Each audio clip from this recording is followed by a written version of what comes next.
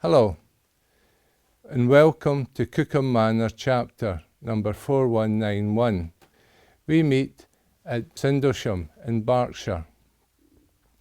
My name is John Macrae. I'm the excellent companion Zerubbabel, which is the first principle of the chapter. In Royal Arts Masonry, we have three principles.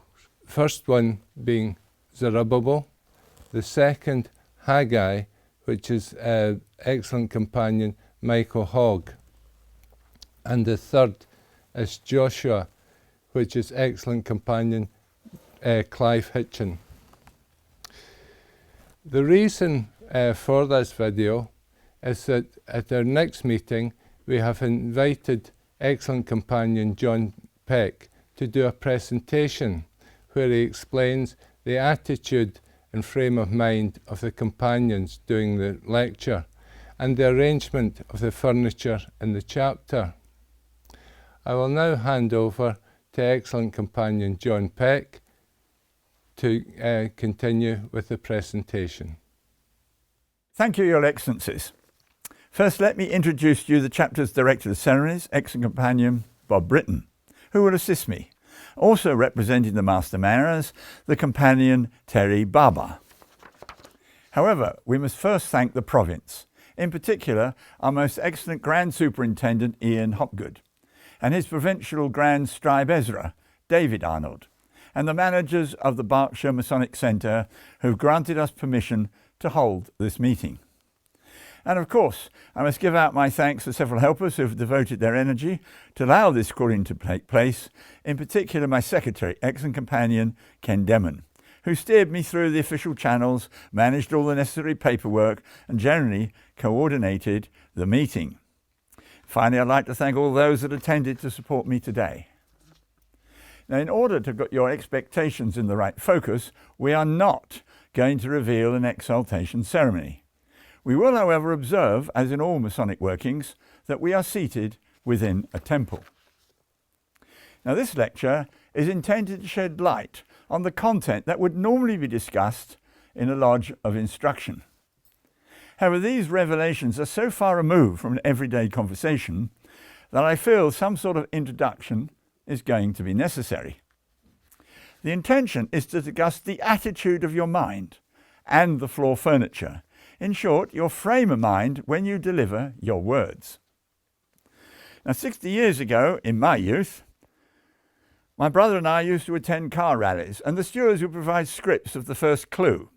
And the quest was to use the clue to decode the script and drive like a madman to the next destination to find the next clue. The concept here is the steward is well aware of the solution, but never discloses the information. And this is the point of our ritual. The officer of the lodge or chapter should be well aware of the knowledge that is being recited. The candidate, it is hoped, will discover the content at a later date. Now, the issue for me is that if you have no understanding of the reasoning and no understanding of the logic being presented, how are you going to recognize the pointers within the ritual?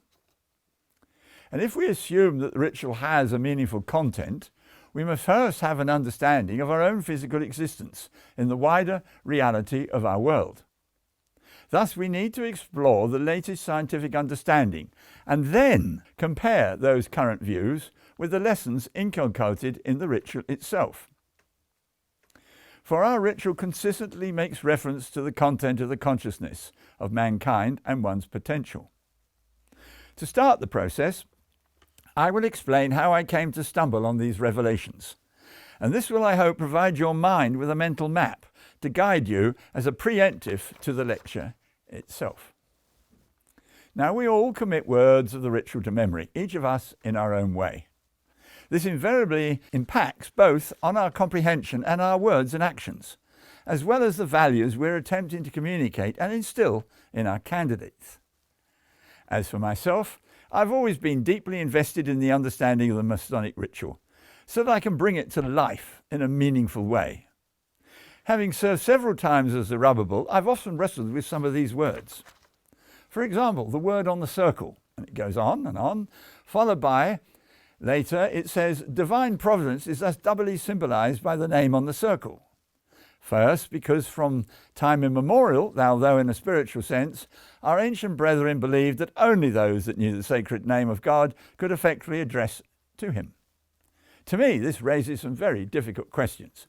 Is the Masonic ritual more than just a series of plays? Is there genuine value in our teaching? Are there hidden truths to be uncovered? Or is the ritual a myth? Or ultimately, educational? In searching for the answers, I have turned to science. Now, the latest scientific research tells us there's no such thing as solid matter, only energy.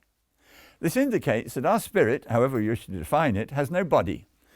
Only an earth life has an illusion of a physical presence. That which we perceive to be our physical body parts actually does not exist. In the spiritual world, the upper kingdom, there are no ears to hear, nor are there mouths to speak. This leads me to believe that our chapter ritual, when we refer to the name on the circle, we're actually referring to the essence of the God conscious rather than the name itself. Now, how exactly do one write words that do not exist or are invisible? The chapter uses the word omnipresent.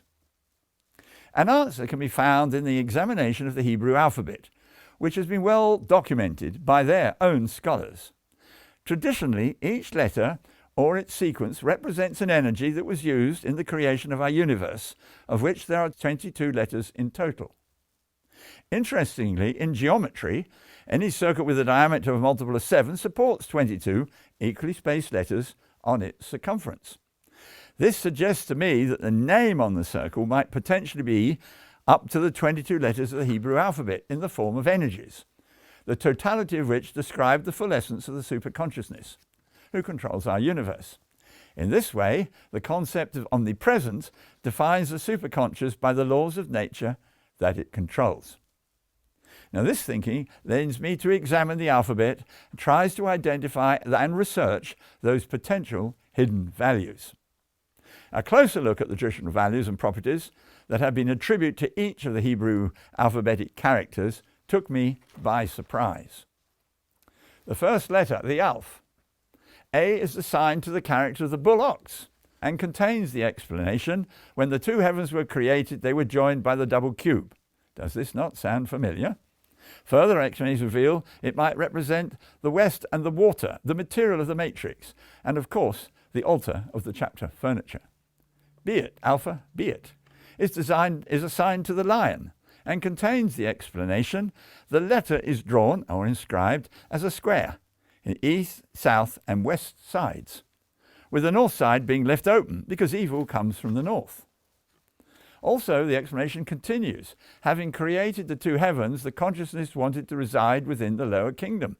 More familiarity, because it represents the east, the fire, the divine energy. That not declared north attribute is the reserve space to be managed by mankind. Therefore, it's not divine energy. Gimel, Alpha, Beat, Gimel.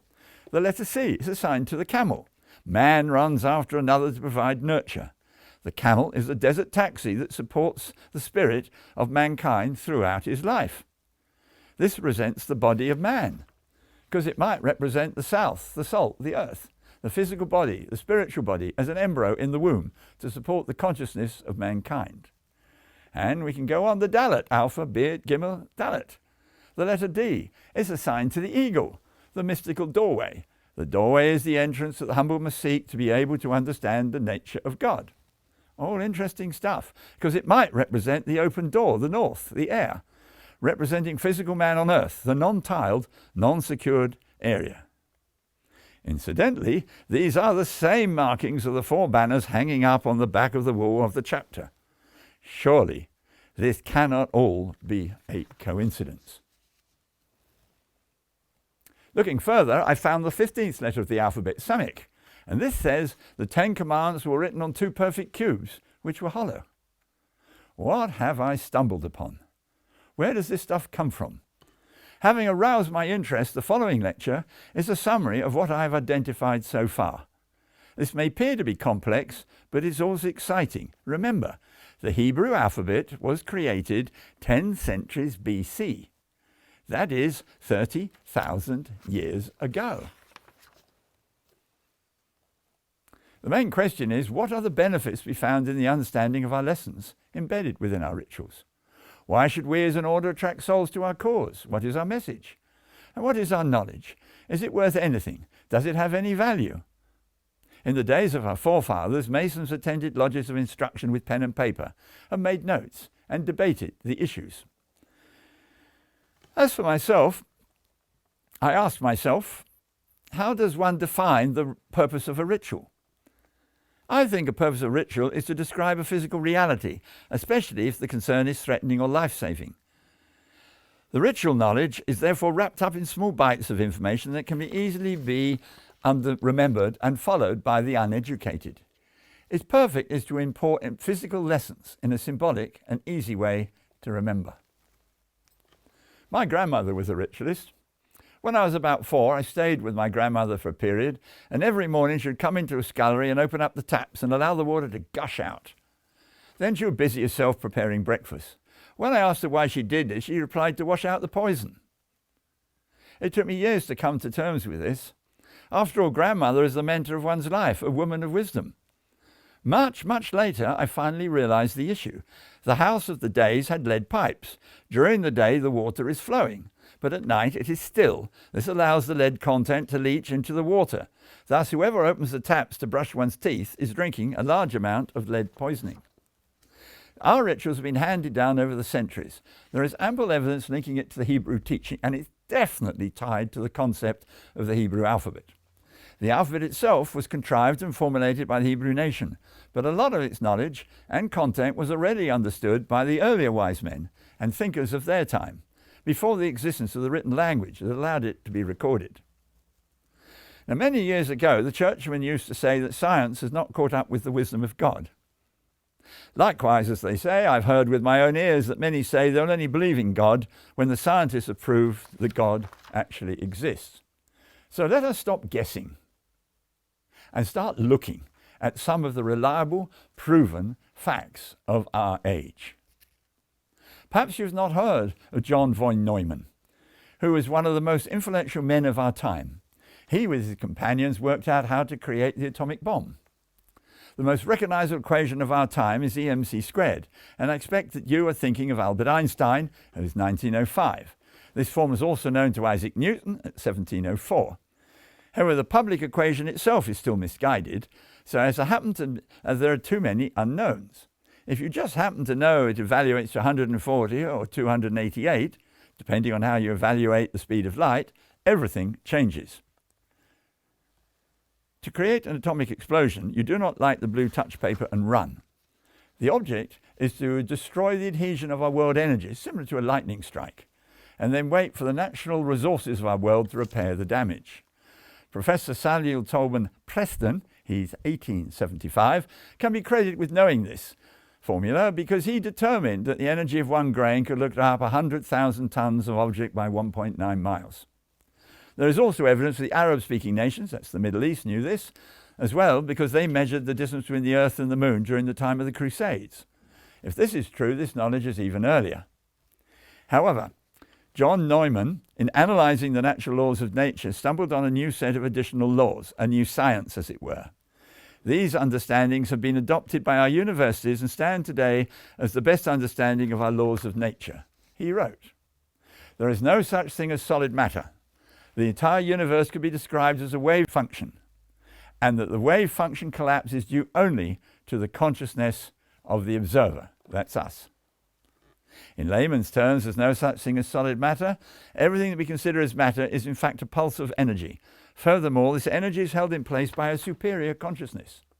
And any wave function or wave collapse is due to the consciousness of the observer, us, mankind. If we ascribe the name of God as a superconsciousness, then we humans have the same ability within our own brains, and we too can create and modify our own reality. The problem is, we do not recognize our own creations. There is no such thing as a miracle or magic. These events are the expressions of science that are beyond the understanding of the observer. The world of science today accepts that our own consciousness is capable of changing our reality and accepts the idea that thinking creates the energy that powers our reality. This introduces to a much greater understanding of how our forefathers understood their religious beliefs. This in turn allows us to comprehend some of the apparent awkward wording that has been found in their writings. In the ceremony, the Royal Arch starts with the three principles. Joshua, son of Josedek, the high priest, he speaks aloud the word omnipotent, which we can elucidate to the deity has unlimited power, implying that the superconscious is both omnipotent and benevolent. Haggai is one of the prophets alive during the building of the Second Temple of Jerusalem. Haggai says omniscient, which we can elucidate as the consciousness knows everything, implying that the superconscious is attached to everything and therefore knows everything. Zerubbabel was a governor and descendant of King David and was the next to last king of Judah. Zerubbabel says omnipresent, which we can elucidate too, the superconscious is present everywhere in the same instant of time. The mystical lecture includes this comment, and I include it in full because it's a lovely paragraph and it's a lovely tongue twister. The word on the circle represents the name of the Most High, signifying I am that I am, the Alpha, the Omega, the beginning and the end, the first and last, which was and is to come. Shows him to be the actual, future, eternal, unchangeable, and all-sufficient God, who alone has his beings in and from himself, and gives to all others their beings, so that he is what he was what he is, and shall ever remain both what he was and what he is, from everlasting to everlasting. Later on, Zerubbabel says, the order of the Holy Arch is a climax of Freemasonry, so intimately blended in all that is nearest and dearest to us in a future state of existence. Divine and human affairs are interwoven so awfully and minutely in all its disquisitations. So my question is, why should we say so significant phrases? Are they real thoughts or just poetry? If this is just poetry, I think this is an extravagant waste of an opportunity, which almost borders on moral deception. We speak the most profound statements in the ceremony to our candidates, and then act as if we don't believe a word we say. No wonder the candidates leave. What value is there in our work? Now, in the past, our Christian church decided that more than one version of events would cause a rift in their teaching. A divided church could split and destroy the Christian message. Therefore, all opposition was silenced and eradicated, and all books and persons of knowledge were destroyed. Thus, the working ritual practices went into hiding, and as a result, Masonry is probably one of the few surviving institutions which still proclaims the original truths as proclaimed by our ancestors, and therefore dates back into antiquity. The best understanding I have is that the Masonic ritual that flows across the Kraftmarken chapter can be likened to a university degree. Like the Open University, you can work on it in your spare time. Thus, it could be classed as a hobby. But it is not correct to say that members can take what they like, pick and choose from the information gleaned. All those that complete the course should have acquired the same understanding. Having fun and humour helps the students stay the course, but the course has serious topics that need to be learnt, which when fully understood, your consciousness will empower your confidence and understanding, and this knowledge will strengthen your resolve to manage your life in a true Christian manner, which in turn will reduce your fear of the future and your present anxiety. These are the benefits awarded to those that complete the course. This true knowledge is worth the hours of learning and speaking. This knowledge is so unique it may be the last of the ancient wisdoms. Now, our Masonic truths are not taught in schools or in churches, yet all the evidence of our ritual stands side by side with the very latest of science as it is understood today. Now, the only way to be confident in this is to weigh the evidence. So what does the discovery of quantum mechanics reveal to us, and what previous unknown knowledge has been uncovered? We know that John von Neumann documented his findings in 1932, probably long before most of our current Masons were born. Since then, more advanced technical work has been carried out, and their results have also been published.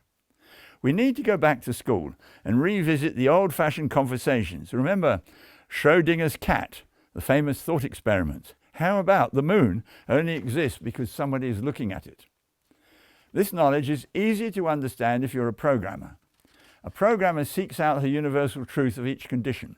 Each universal truth will sit side by side another truth. A universal truth can never be false. Now, the two big issues of our time. Time, as we know it, does not exist. The second issue is there's always another reality, an alternative reality, being generated, but is never made visible if it is not required. The Bible and the rich declare, I am sent you. There is only now. Everything else is an illusion. The internet has support right across the whole spectrum. Time does not exist as an objective entity. The existence of time is an illusion, thought to be because of the consciousness being in a three-dimensional world. We can only be aware of single states of physical reality in each now, or current instance, which constantly have to merge sequentially or in a linear narrative, so that each instantaneous state needs to be separated by something, and that something is called time. Now, today's programmers are generating virtual environments, and we can learn lessons that illustrate what appears to be impossible to our grandparents. Take, for example, the plane accident in America. The plane, taking off from an airport, was hit by a bird strike and therefore lost all its engines. The pilot, realizing and unable to circle back to land his aircraft at the airport, organizes a flight plan to land the plane in the Hudson River. With legislation on the table, the intention was on to make someone responsible for this accident. This introduces us to the world of the simulator. The inquest that follows, and maybe you saw the subsequent film, shows that after many failed attempts, it was found possible to return to the airport after the bird strike. Thus, this crash was therefore initially considered pilot error. The pilot said to be at least 60-second period of reflection, whilst the pilot could ascertain the cause and survival of the plane's working assets. The judge allowed for 32 seconds before the simulator pilots could take remedial action. And after this change was introduced, after a whole series of reruns, no one was able to make a successful landing at the airport. Next, the pilot was interested to know how to land the plane on the smooth water without destroying its structure. Now, collision with the ground can allow the earth to be torn asunder, holes, grooves. Water is unforgiving and it cannot be compressed. It is more solid than a brick wall. Interestingly, none could make the simulator land the plane on the water without creating a complete destruction of the craft. Our interest here is the programming. How can it be that a simulator can be programmed to accumulate millions of combinations applied by different pilots and generate a reality that we can perceive and accept as a very close approximation of real life? Our next step in our mental journey is to consider Google Maps. For when the browser is opened, clever working allow the map to open your area in your area. In programming jargon, these areas are called tiles. Each physical map, each browser page is a tile. Move to the left, an additional tile will be stitched in and appear as a seamless extension of your view. In order to remove any previous delays in your viewing, all tiles north, south, east and west of your current location will be added to memory outside of your view, in anticipation of you migrating your view in that direction. As you direct your focus across the screen, the next 4 tiles are added quietly and discreetly. But you will not see them if you do not migrate to view them. So now we come to the seemingly impossible, the virtual computer game. The game is played by selecting a character who represents your presence in the game. This image is referred to as your avatar. Other players can join in and also represented by their avatars. We could, of course, call them sojourners, temporary stay in a temporary place. On entering the opening portal, it is usual to select your starting equipment, swords, daggers, axes, poison, and sometimes food. You are now faced with a problem. For unlike Google Maps, the adjacent areas or tiles do not exist. From the programmer's perspective, the players can equip themselves with a variety of implements, an endless supply of damage of self, loss of arms and legs, and previous encounters. The program solution is that the code itself builds a picture of reality from the available conditions that exist at that moment or incidents in the game. In short, all the probabilities of reality are capable of being dynamically built, but only the current view is displayed. Only as you make your move is the next current possibility displayed. Millions of possible realities are never seen. Like the old school quotation, if nobody looks at the moon, it is not there. Now, this is the real truth about our life on earth. We are in a matrix of possibilities, and there is only one instance, now. This has ever been known for a long time, even the biblical writing, Jesus Christ, yesterday, today, and forever. I am that I am. There is nothing else. Scientists say, we now know there's no such thing as empty space. The vacuum is continually fizzing with emergence into physical reality of elemental particles, which dematerialize as soon as they appear. It appears likely that the source is the matrix. All this means we do not experience reality directly. It is buffered. Now, Hoffman's interface theory of perception proposes that space and time and physical objects do not exist outside of perception. In short, if an instance is not perceived, then although the possibility exists, the matrix does not waste its time, its energy, in making it a visible reality. Like many of the great thinkers, Albert Einstein considered these anomalies, and the scenario looks like this. A coin is spun and tossed. The action has triggered two possible realities, one for heads and the other for tails. For argument's sake, this reality could now be assumed to be millions of miles apart. Nevertheless, at a point in time, the coin will stop spinning and fall, and this will affect both realities at the same instant. Furthermore, one reality will be with heads and the other will be tails. The question is, how does each reality know when to stop spinning and how to fall? Another question is, how do the realities communicate? Einstein's solution was fate. The information about how and when to fall was decided at the start of the spin. Since no single can travel faster than the speed of light, no communication possibly exists between the two realities. Modern scientists now can disagree with this, as they can run experiments and prove that the decision to stop spinning and how to fall is arranged and agreed at the very, very, very last moment. And this has a lot to do with the consciousness of the observer. So consider the football match when the two captains are on the field and they toss the coin. The coin will fall by the decision of the unconsciousness of the two captains. That's the way life is. That's what the scientists have discovered. Now, the expounder of the chapter Wisdom used allegory and storytelling to portray the inner meaning, thus proving to be protected against the abuse of life-threatening behavior from the uninitiated, and yet beneficial and factual detail to those that could resolve the hidden content. There is nothing in our teaching that could cause offense to the original teaching as expounded by Christianity. It is the commercialization of the church administration that has enthusiastically destroyed some of the important concepts in order for them to acquire money, wealth, and prestige. Now, the Royal Arch of Jerusalem is a Christian order, which in itself does not preclude other members of other religions from joining. Our ancient wise men have always been saying the same thing. The tune may be different as benefits their time, but the stories are all about the same fundamental material. Abraham is considered the father of the Hebrew nation. He gained his knowledge by reputedly talking to God consciousness, so much so that he acquired a nickname, Israel, the man that wrestles with God.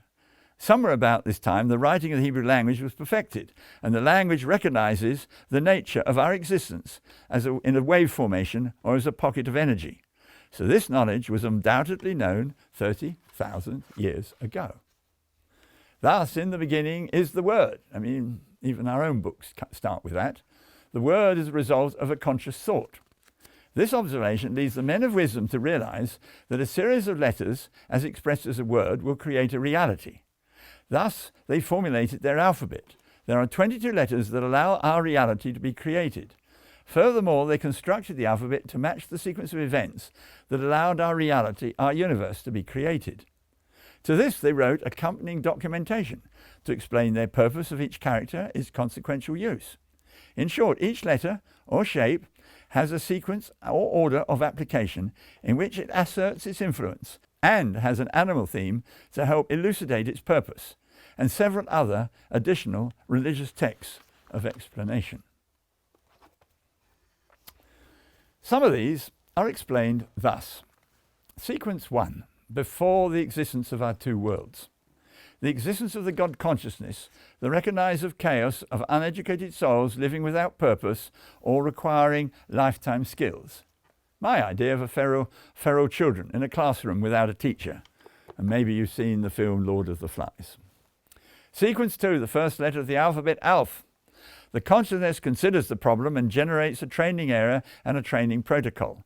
The animal it suggests is the bull ox, the heavy-duty tractor of the day, representing patient industry of merit, the University of Hard Knocks.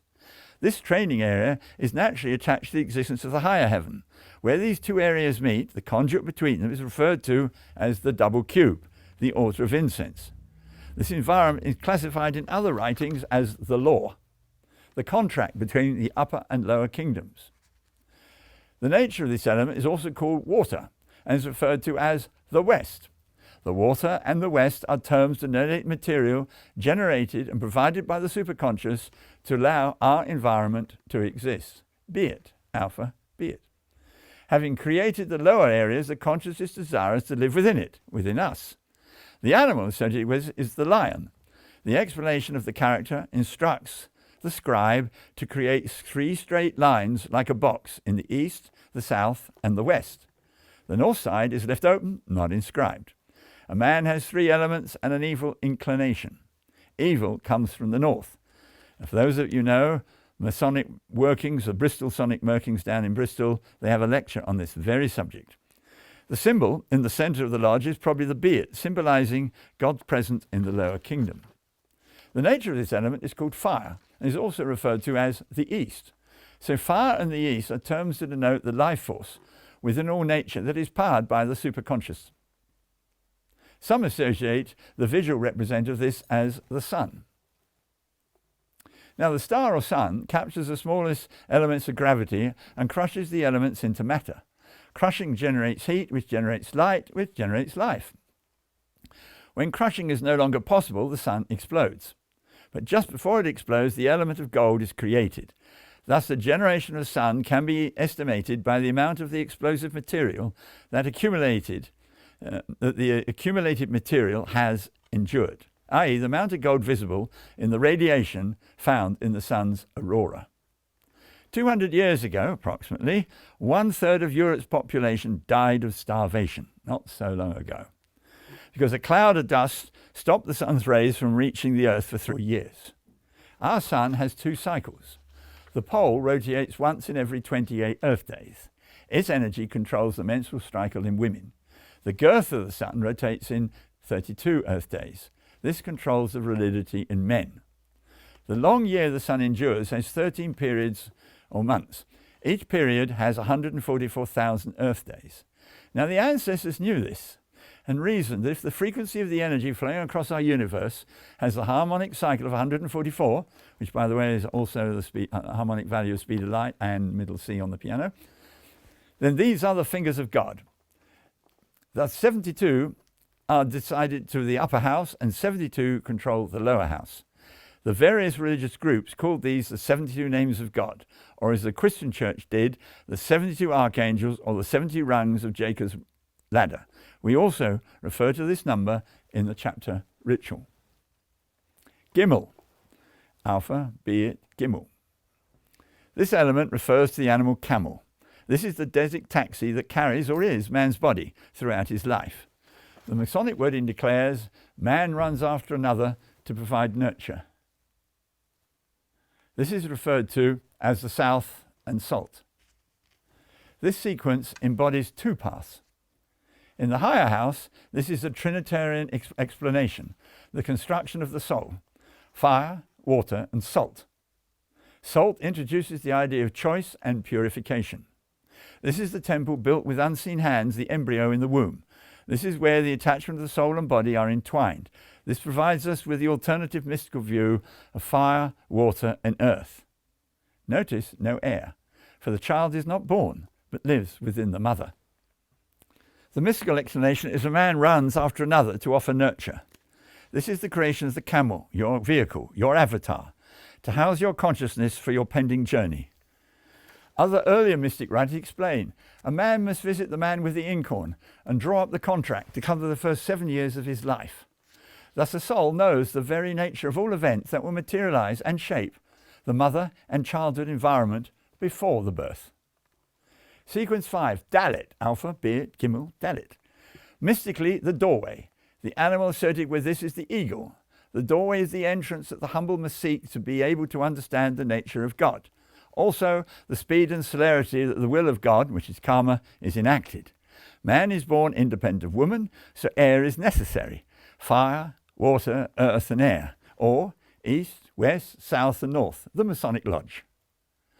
Mystic wording declares man receives nurture from another. In other writings, the way of the righteous is the way of the camel.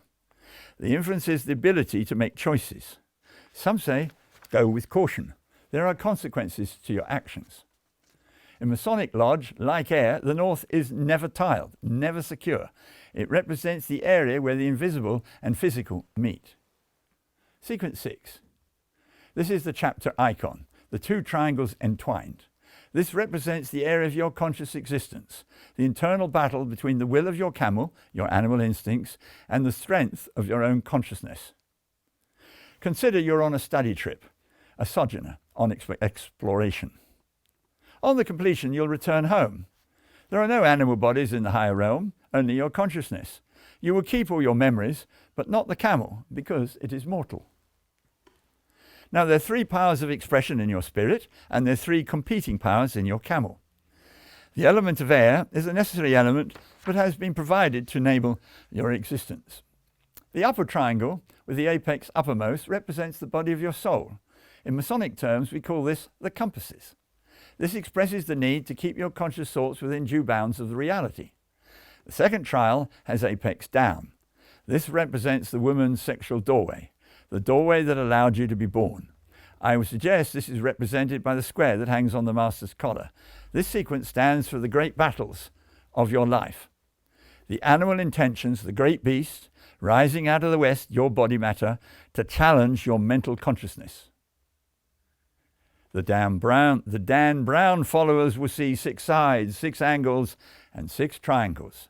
The fabled 666, the rising of the beast from the west. Sequence 7. This is the sequence where actions become visible. Clearly, this is the basis of the ancient writings of the world was built in 7 days. From the 7th day, there was a rest.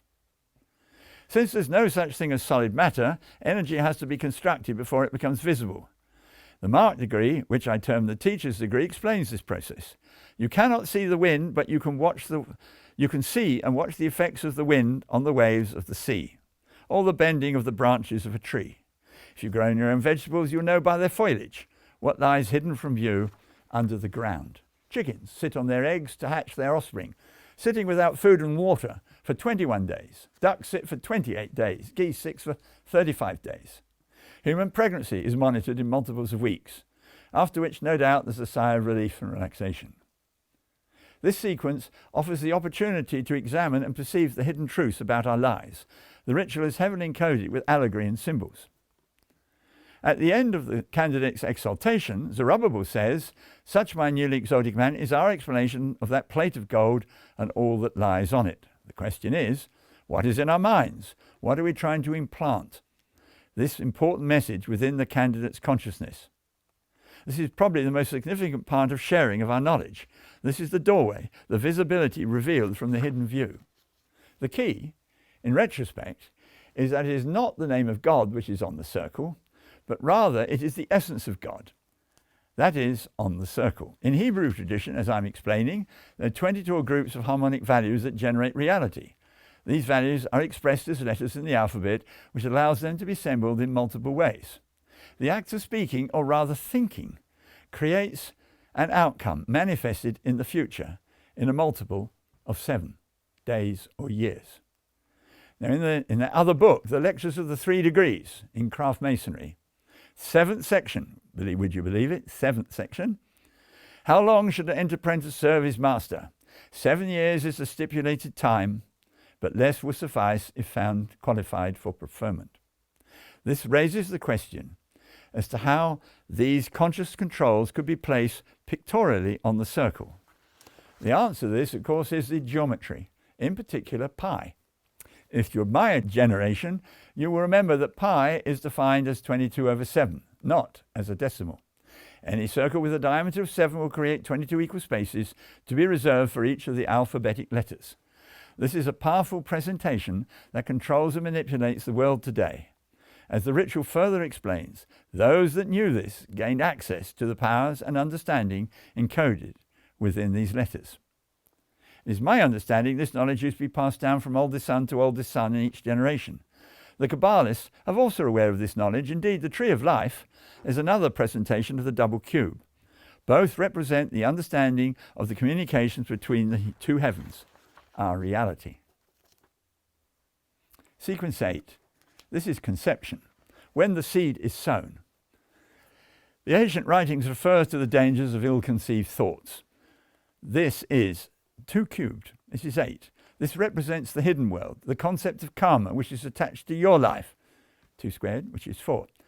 Your words and actions aspire to reveal to you a universal truth. This results in generating physical situations that are forced to take action. However, this is never retribution. When a lesson is learned, all the impending lessons fall away. Interestingly, the understanding of the sequence is to be most desired. This is the area that controls your life experiences. If you wish to avoid being a slave to your emotions, stop being casual and think about planning your own vacation. This sequence has been mystically described as justice, being a true reflection on your life. This eightfold path is also taught by Buddha. This is where the curriculum of your education is preparing your next venture. Sequence 9. This is 3 squared. This represents the end of your life. The cloak of mortality is lifted from your eye. The links to the camel are severed, releasing it to the compost heap for recycling. All the traumas of your life have been stored in your camel are now released, and therefore replayed to your senses. This allows you to ask the question, was my journey fruitful? What did I learn? What did I benefit on my sojourn on earth? The order of the Royal Arch ritual is referred to as the completion of the understanding of all the Masonic workings. It is also referred to as a Christian order, but it may be easier to comprehend it if it is thought of as the representative of the invisible part of your life. Since there's no such thing as solid matter, only energy in motion, consider the passage of light. It spends half of its time travelling invisible to mankind. The chapter, as in other Masonic orders, requires the understanding of the Trinitarian doctrine. This understanding of the nature of your spirit can be found in all ancient religions. This is the basis of the explanation of the triangle. A triangle cannot exist with less than 3 sides. Thus the Christian Church used the phrase Father, Son and Holy Ghost. The fire, the much earlier Masonic teaching declares fire of the superconscious, the heat of life, fire and the East.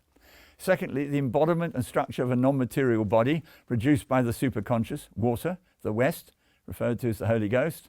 And thirdly, your own consciousness, the creation of the sun, your own individuality, the salt and south.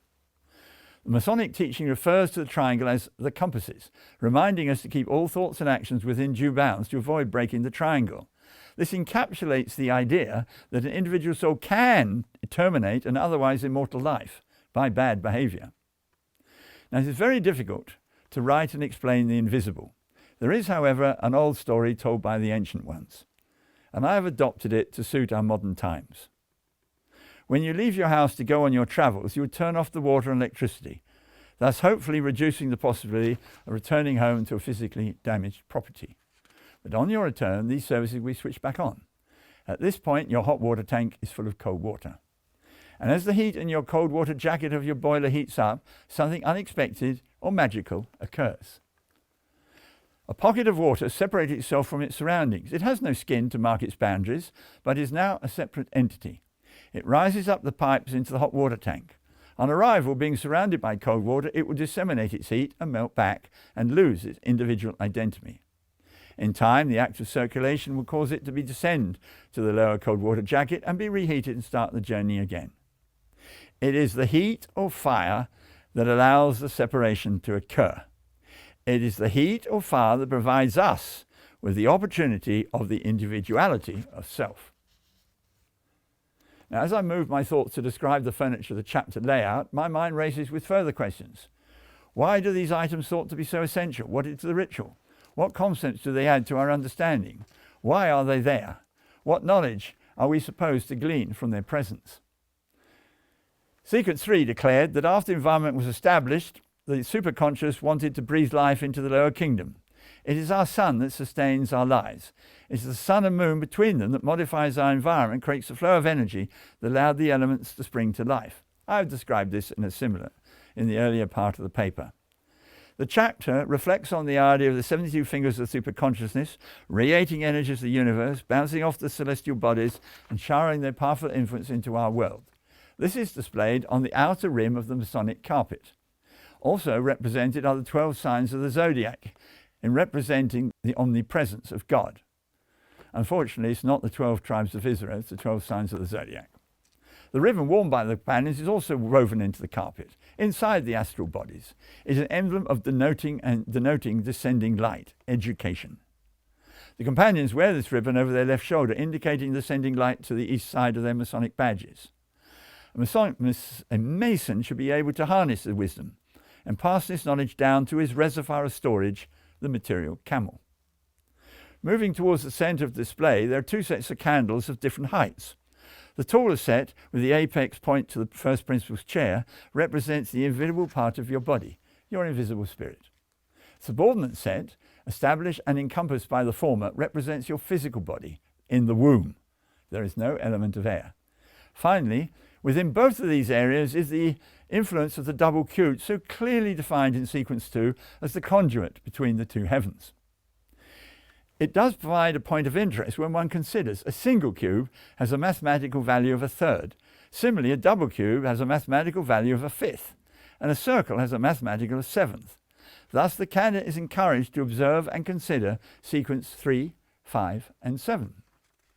We can find the same curiosity with the crippled Tor, with its 8 right angles, which as described in the symbolic lecture, which represents the 4 elements and the sphere of the universe.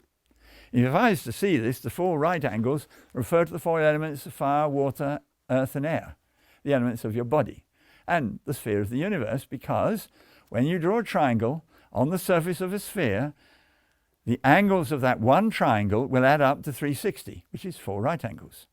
Thus, the Tor, as a badge, reveals the universe was created to support and provide education to souls. On the wall behind the 3 principles are the 4 banners, which display the markings of the first 4 letters of the Hebrew alphabet: fire, water, earth, and air, the sequence of how the word was created. And these hang either side of the framing the triple Tor.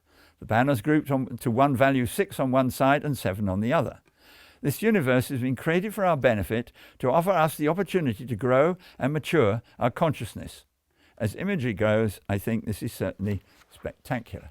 Incidentally, these images that have been included in scripts reputedly spoken by John the Divine, the reference of which have been found in older documents of great antiquity. These writings define the 4 beasts bowing down before the Creator. I suggest this is writer's license. A better term would be subservient to, as they and we are dependent on the will of the superconsciousness. Now, the exaltation story represents the interplay between the educated and enlightened and an innocent spirit who wishes to make the same journey. The enlightened one, who is represented by the 3 players, represents the 3 elements that define the makeup of one. The senior is called Zerubbabel, who represents the God principle, the invisible power behind the throne. The second is the prophet called Haggai, who hears and instantly knows the wisdom of God.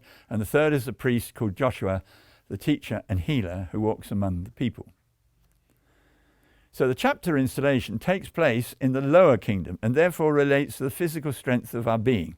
Although the layout of the stage remains unchanged, the enlightened principles that form the triangle of perfection are of equal importance.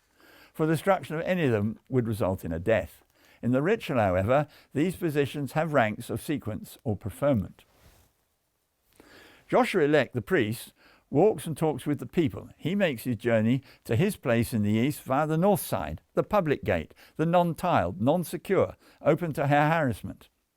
He is instructed to go out to the people and to heal and stay the plague of ignorance, and to offer education and support. For life is not about self, it's about nurturing others.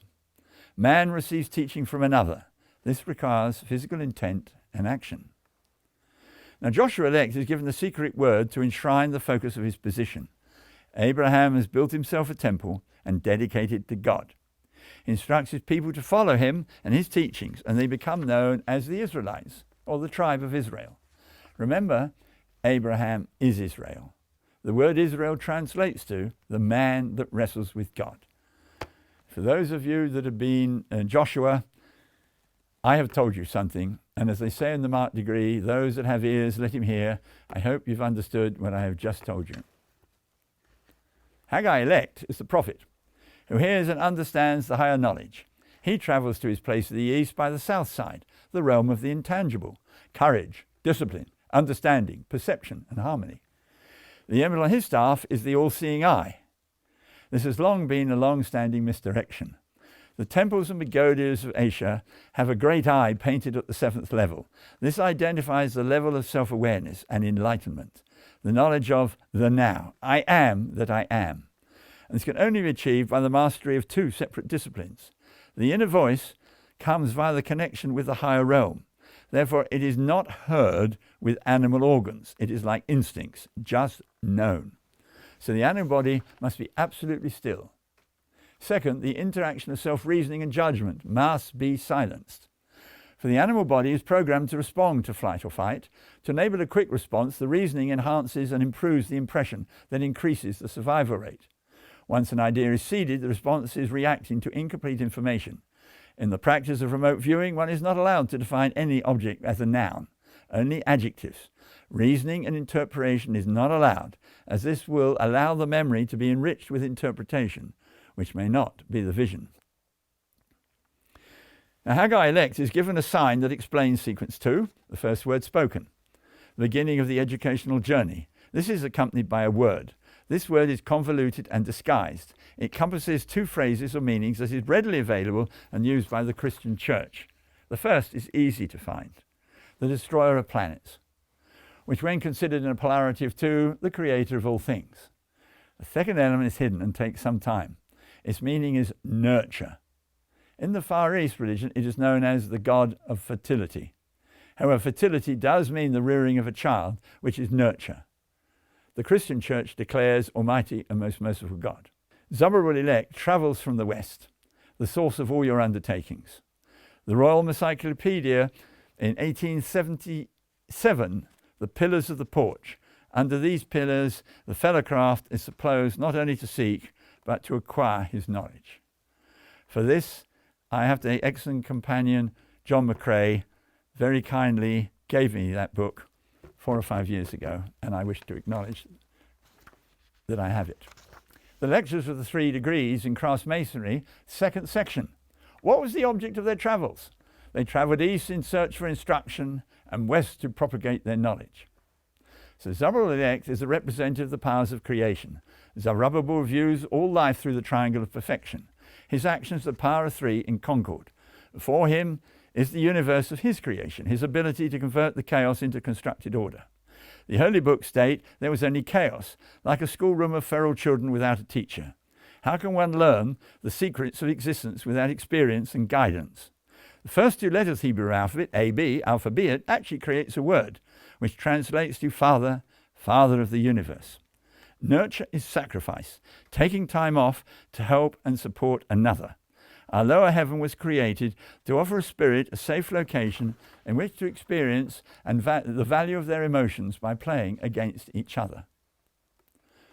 The Order of the Holy Arch is considered to be the climax and or completion of the Masonic journey. In order to evaluate this concept, let us examine the journey. The ritual encouraged the idea of 4 regular steps of education and the acquisition of knowledge at each stage. This implies there are 2 additional states of awareness, before and after. Before is the condition of the feral child. I want, therefore I take. I do not bow or salute anyone. No one has a station over me. I am equal to all. My will and my needs take precedence above all other persons. Regular step number 1. The candidate starts the journey by knocking at the door and seeking to be enlightened. The candidate is placed in the northeast corner of the holy place, the Masonic carpet. The north representing the open door, the door the humble must enter to understand the superconsciousness. The East, the divine spark of intelligence, the invisible instincts that inspire an unconscious movement. The candidate is a state of darkness, hoodwinked, and appreciates little of the reasons of life that exists. The candidate is instructed that the chisel is the symbol of education and is the key to stabilizing life and improving one's prospects. Regular step 2. The candidate is placed in the southeast corner of the holy place. The East, the divine spark of intelligence, that invisible instincts that aspire the unconscious movement, provides encouragement. And the South, yourself, your consciousness. This is where the candidate is taught the benefits of living within a society, the morals of equality, actions of good conduct, and noble intentions. Typically, how to cooperate with other members. Regular step 3. The candidate is placed in the virtual southwest. South, the conscious of yourself, joined by the experiences of your life found in the West. This is the location of mature student, becoming an adult, where self-confident lessons are learned and certificates and letters of ability are acquired. The candidate acquires a hallmark to publicly proclaim the quality of his work. Regular step 4. The candidate is placed in the virtual northwest corner. The West, the accumulation of your experiences and knowledge, the lessons resolved in your progress through your life. And the North, the non-secure, the open, the great unwashed. It is here that the now master craftsman takes on uneducated apprentices and resolves to pass on his knowledge. These 4 steps refer to the mental abilities required to be able to navigate the lower kingdom, the earth life.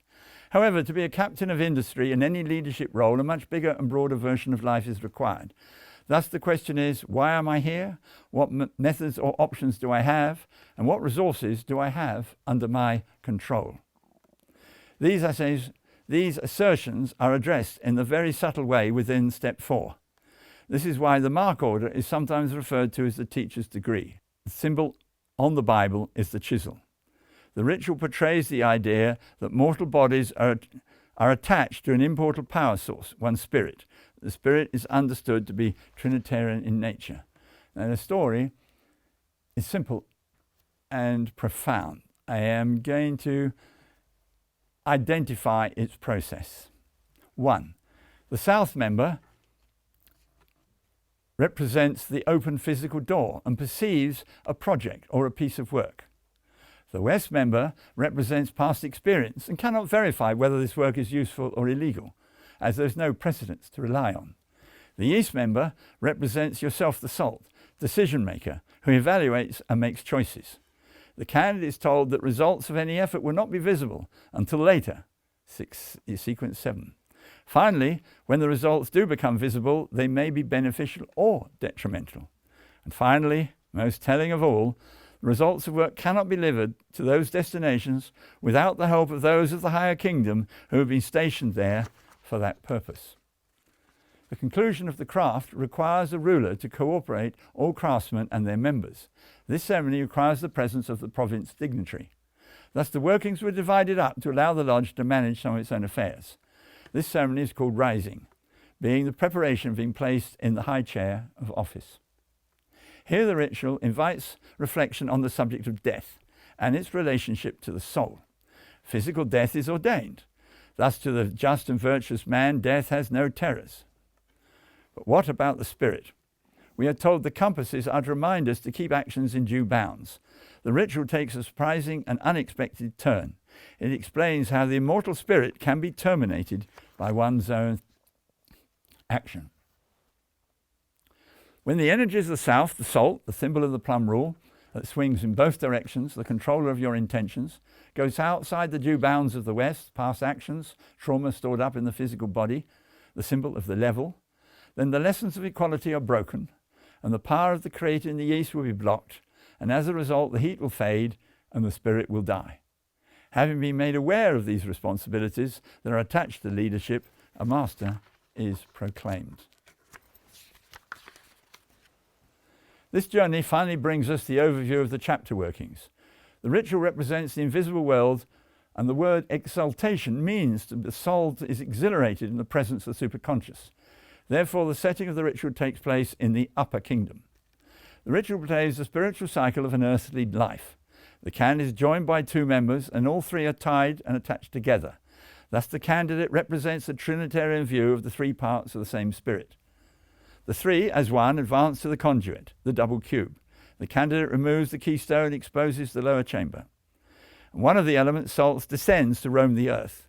On the first journey, darkness or lack of education makes the journey meaningless and fruitless. Later, a second journey is made and lessons are learnt. Education brings forth benefits. The element can't return without the preconceived signals of those in attendance. You are in charge of every aspect of your life. Thus the sojourner returns and is welcome home as the prodigal son.